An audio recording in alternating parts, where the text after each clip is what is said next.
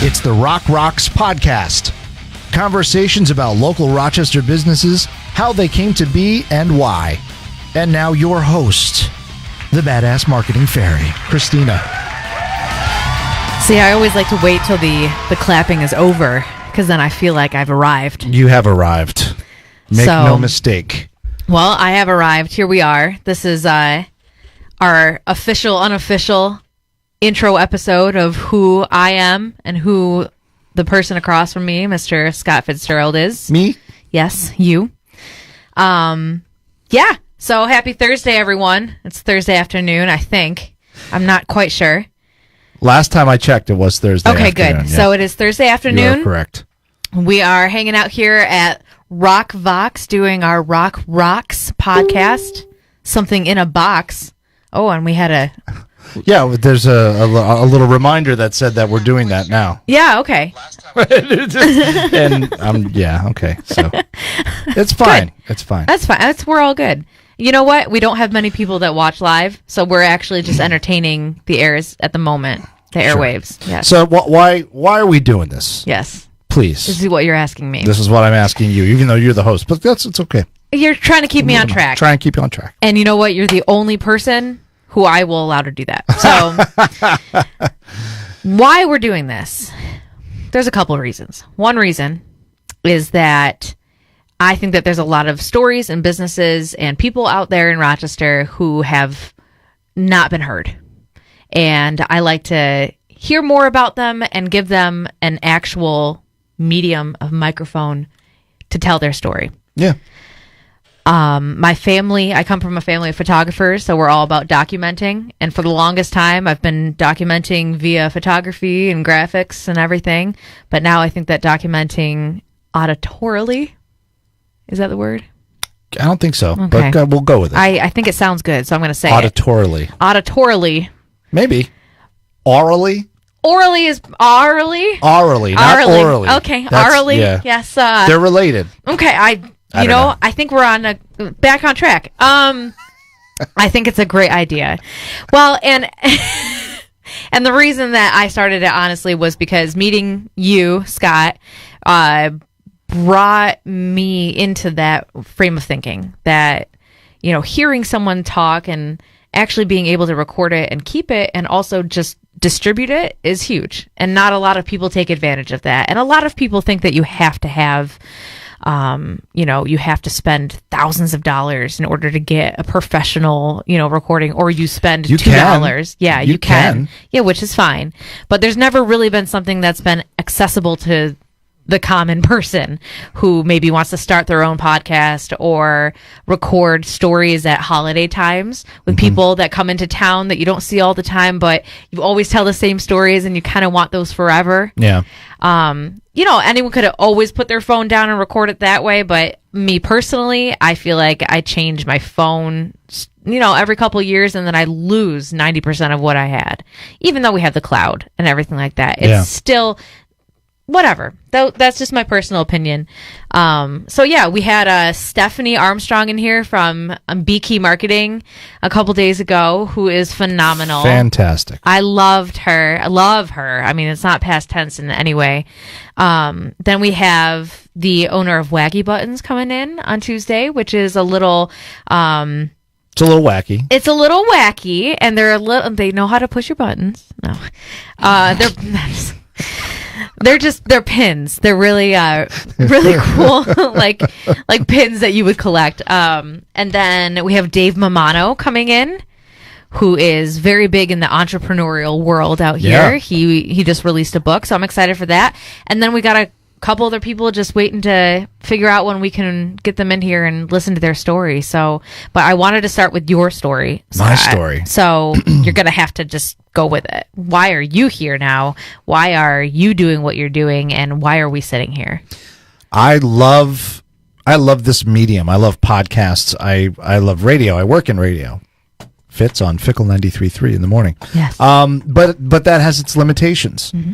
I have overlords that, I go in and there's a playlist of music that I have to play, and I have a certain amount of things that I can and cannot talk about, and a certain amount of time to do that in.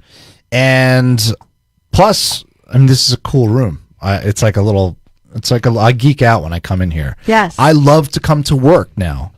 I don't care if I have to work late because I've got a cool voiceover recording studio in my own place. And it was partially a happy accident, partially by design, and me just jumping at the chance when it was offered to me. Kind of going back to it was a book co-written by Napoleon Hill and W. Clement Stone, and it was Positive Mental Attitude, PMA. I don't remember the actual title, but it was PMA. That was what they talked about. And one of the mantras that they had, I'm a loss for words today. It's okay. I have that effect. Do it now. Unfortunately, but yes.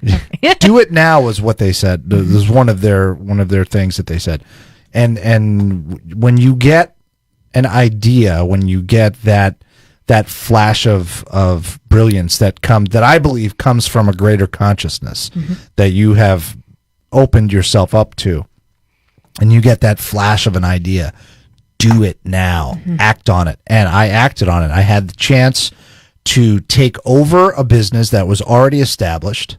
It wasn't growing, but it was good for one person. It was a nice second income, but I wanted to make it better than that. And so we started off with the e-learning. We have clients all over the world. I was just telling you earlier, I've got my world clock set to New Delhi, India, because I have clients in New Delhi and they're 9.5 hours ahead of us. Crazy. So, I'm making sure that I can coordinate recording sessions and that kind of stuff with them. We have a lot of clients here in Rochester and in other parts of the world. So it's exciting. Some of the stuff is not very exciting the projects that we do. We get a script and we'll read it and be like, it's in English, but I have no idea what I just read because it's technical stuff. Right. But, it was a good foundation for a business to start. And I said, how am I going to add to this? And just podcasting seemed to be the right thing. I was like, let's get a little bit bigger of a place and we'll have our own podcast room and see if we can get businesses and folks to just make it accessible to everybody. So you could walk in, sit down. If you don't know how to use anything, but you know how to talk, that's fine because we've got a mixer here. I've got a mixer in the back, and either one can control the room. So if you don't know what you're doing, I can control it for you in the back. And if you do know what you're doing, I'll sit back there and play cards or whatever, and you can come in here and do your own show and then record it and walk out. And you don't have to worry about getting nice microphones and everything at you. You could do it. There are people that do podcasts on their phone. Yep. And I attempted at one point. I would like to say there's nothing wrong with that. No. I mean, there isn't anything wrong with the idea of doing that. You can get on there and you can say your piece like Spreaker. You can record right to Spreaker, go live, and you can have it play an intro and an outro. That's fine. It's basic, but it's fine. But when you want to bump it up to that nice pro level, this is an affordable way to do that. So you don't have to spend the few $100s to put all the equipment in your house. And then, when you do that, it's garbage day. I can't do my podcast. Oh, and the neighbor's dog is barking, and that's a pain in the butt. And your furnace kicks on. And So we've got all that stuff covered for you. Yep. Right in here. Plus we have cool movie posters on the wall, and I have a coffee machine. And every single time that I take a picture in here, I get Matt Damon. That's not Matt Damon. Oh my God. I think it's not Matt Damon. Philip Seymour Hoffman. I meant to say that. He looks like Matt Damon right there. Well, that's because it's his Capote. Exactly. So you can't be that mad at me. Yes, I can. I can absolutely be mad. Okay, I want people to chime in. What should I do to Christina now that she confused Philip Seymour Hoffman and Matt Damon? But they don't see the picture. So they can't. They right. can't. There's no fair game at that point. It is unfair. All right, I'll give you that. Oh my gosh, what's all this? Oh, is this all my activity that's going on? Oh, I didn't see that. My goodness. Nobody. If you want to ask a question, Yeah, feel free. we're open for questions. So, I mean, just go. We're going to keep talking until you ask, I guess. So No, we're not going to do that. I'm totally joking. Are we still on? Yeah, okay. So that's why I did that. I wanted to make podcasting available to everybody, and I was lucky enough to have an established business that I took over the clients for the guy that I worked for, and started that thing and added this room to it and blah blah blah. But I also do video production, and I'm a filmmaker, so all of that's kind of bundled into what we do. Yep. But right now I'm really trying to get folks in here to know what this is, because how many times you've been here, or a couple of times where folks walked in and they were like, wow, this is awesome. It's the experience. I had no idea that it was this cool and this fun and this easy. And, and for the average Joe that walks in and wants to record a podcast, it's $50 an hour. Right. And that's phenomenal. To start. I mean, well, yes, it starts at $50 an hour. Yeah. And that's, I think that encompasses the raw audio part of it, and just being able to. Yeah, that's if you do it yourself. That's if you know how to get a level and hit record on the computer. And you can, for extra money, you can have the video. It's and the a fraction of what you would spend on actually getting the microphone and all the equipment. But the best part is you don't have to worry about troubleshooting anything that. Right.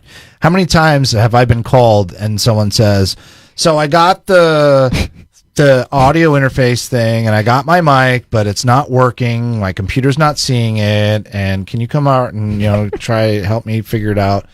And a lot of times I'll go there and it's like a click checkbox or something. But if something does go wrong, you might not know how to fix it. Right. Right. So come in here and you don't have to worry about it because it's always working. Well, and I want to give a little bit of attention to the fact that it's not only just podcasting and just professionally recording versus not professionally recording.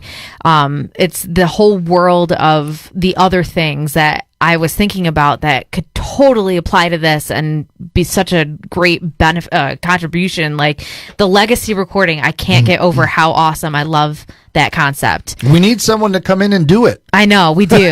Yes, we need someone to come in and do it. Bring your grandma in here and let's talk about, Yes. Her early days hunting for men. I don't know. Or even the idea that I have, because I have so many nieces and nephews, is I'd love to do some sort of yearly birthday thing where they come in and you ask them the same questions and you see how they answer from year to year. And then, when they turn 18, you've got this audio volumes of their growth. I don't know. I love the idea of us being in business for the next 18 years. So that we can do that. That's a fantastic goal. I mean, that's why you brought me in here. No. But so that kind of thing. I think that the last time that we talked about this too, I said, like a audio journal even, because I've started blogging here and there, and then I get upset with myself because I'm not blogging enough, or am I not saying something that anyone wants to hear? And I guess that's kind of the same with podcasting, but with podcasting is so much easier. You just come in and say what's on your mind, and then you're able to walk away with it and listen back to it and actually hear the way that you meant the words to be, which is another thing with blogging, is I can put something up in a positive context, but as soon as somebody who is in a bad frame of mind reads it in the way that they want to read it, it changes it completely. So maybe one day I'll just come in and read all my blogs. That's like an audiobook, but not really. Horrible. But I'm going to quickly just talk about me for a minute, just so people understand that I don't think that I'm So when you talk about you, I have to have this as your background music. Yes, please. I love it. This is if anyone knows who this band is, you get 500 million points, because they're pretty obscure. But it does take 700 billion points to actually get anything, right? If we're doing the point system? Yes, it is true. The standard is 700 billion. Yes. Here it is. Oh, yes. I only have the beginning of it because I don't want to mess with copyrights. That vocalist is one of my favorites. Just getting a lot bothered. I am. I love him. Miles. That was a hint for anyone who doesn't know the band. So just a little bit about me and why I think that I should be here or not be here. I have a lot of experience in a ton of different industries, and I went through the way of living that everybody expected me to, which I think a lot of people do. And it takes a lot of people, sometimes their whole lives, to either live that way fully or not. I did everything that I felt I should at the time that I did it. It's not a regret by any means. It's the path that I took to get to where I am. So what I'm talking about is I went to college, got my bachelor's, aimed for that 8 to 5, aimed for that perfect life. You know, you go home, you make dinner, and then you have social plans on the weekends with other married friends, and you're making all the money that you could possibly make, and everything's perfect. Don't worry, I didn't get there either, but go ahead. But you know what? It was, like I said, a lot of people don't. Yeah. And around my 30th birthday, I came to realize, wow, you know, there's a lot of things that I set up for myself that I either haven't achieved, or I achieved and it wasn't for me. It was for someone else. So with all of that experience that I had, at that moment, I was in an 8 to 5 job. I was doing marketing for a tech company out here. I was traveling the world. I actually went to Germany and California and the Netherlands, and all just because of this job. And people would say to me, hey, how do you're a globetrotter. You're all over the place all the time.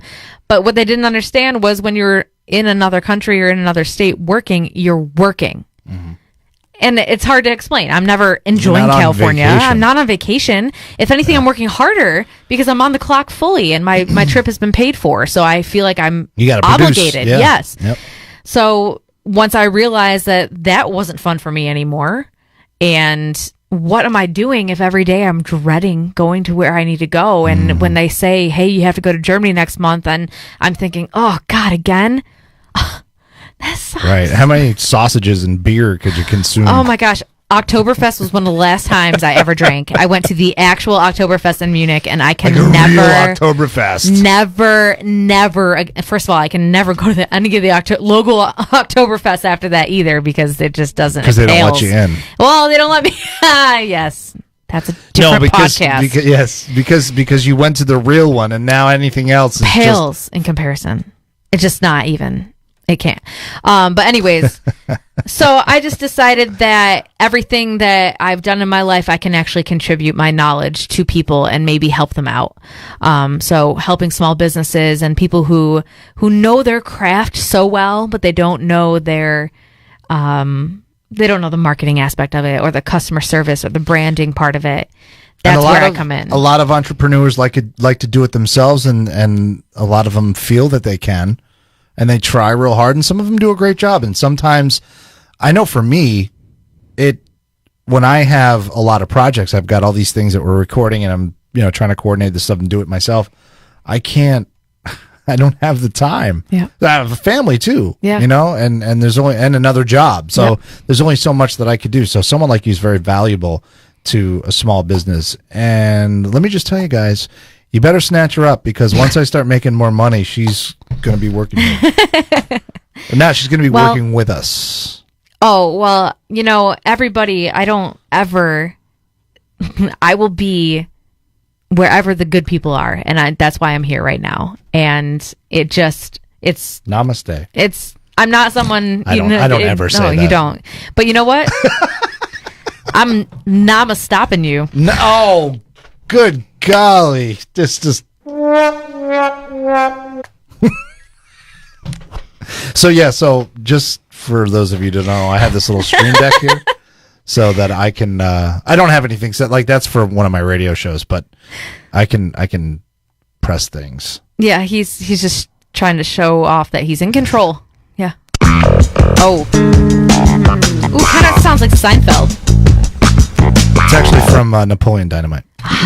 Yes, but anyways, that's one of the toys that we have here at ROC+VOX that you could use to do your podcast. Yes. Or even your family recordings. You can do your family recordings like it's a radio show. And then Mom came in the room. Mom. Mom's hot. She's hot. She's got pumps. Oh, how fun could that be? That could be very fun. A lot of things that you could do with that. What is this? It doesn't matter. Oh. Is it a button for dead air? Yeah. Yes. It's the embarrassment button. I press that one a lot. The embarrassment button. I love it. Yeah, I don't think there's anything much more to talk about. I mean, well, what kind of who would be your ideal business to jump in and try to help besides ROC+VOX recording and production in Bushnell Space and 640 Craig Road? Well, ROCVox.com. You know, my ideal business is someone who is a business owner that, like I said, knows their craft and just needs help with the other stuff. And like you were saying before, anyone can do marketing. Anyone can do social media. It's just... But can they do it well and effectively? Exactly. And it's the different levels, almost like how I would describe this. You can go home and you can record on your phone. That's fine. You can record on your computer. That's fine. But you can also come here and sound more professional, or you can go somewhere else and spend a ton more money and get a different level of professional. You know, it's all... kind of like photos. You can take a picture on your phone, you can take a picture with a camera, or you can go get your pictures done. I will go out on a limb and say that my production skills, I would put my production skills up against anyo's. Oh, for sure. This town. Yes. Regardless for the layman. Regardless of what they may charge. But yeah. Sorry, no, you're fine. I know. I saw that when I happened. My ego. I'm like, you. I wasn't using you as a specific example. No, I know what you're saying. So my ideal person to help would be a person with great intentions, a good business that just wants to level up and has a hard time either trusting somebody to do it, has a hard time letting go. Yeah, I actually need those people because that's when I can sit down and I can talk to you, give you my advice, give you my experience. And it's up to you whether you want to take it or not. I'm not going to be a person that sits there and says, you have to do everything that I say, because there is something in going through the process yourself that is very important. But what I like to be is kind of a safety net in those cases where I can say, this is where you're thinking about going. This is the experience that I've had. Feel free to go that way and see if you have a different experience. If you don't, I'm here to tell you I told you so. No. But well, so if you're watching this or if you're listening to this and you either own a business or you know someone who has a small business, come on the ROC Rox podcast and talk about what you do. We only have 7 slots left, and I have about 4 people who are waiting for this season as of right now. Yes. If you're just maybe I'm thinking ahead 2 years into the future. Yeah. And someone's just finding us. Yeah. We've got 50 other. I mean, we're huge now. Oh yeah. We're absolutely. Oh my gosh. Can't touch us now. No, you can't. In fact, my assistant's assistant said that we're actually booking out to 2028. That's cool. Right now. Yeah. To businesses that haven't even started yet, that have been successful for 5 years at that point.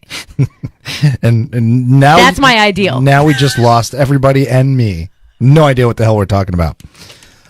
Maybe that means that we got to wrap up. That should be it. Yeah, it's a good time. Good time. I don't think we had any questions. We had no questions, right? No. People are just joining left and right. We had one thumbs. Oh, it's Bill.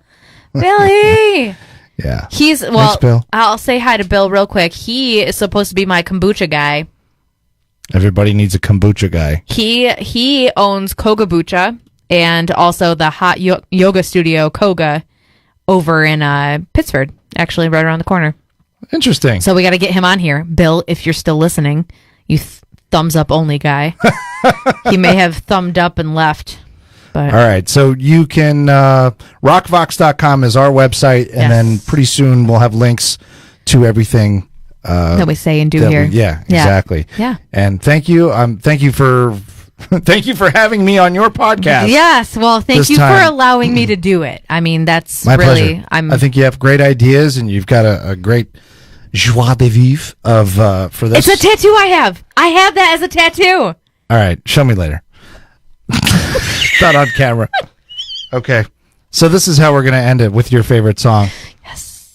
And we'll catch you next time. Yes.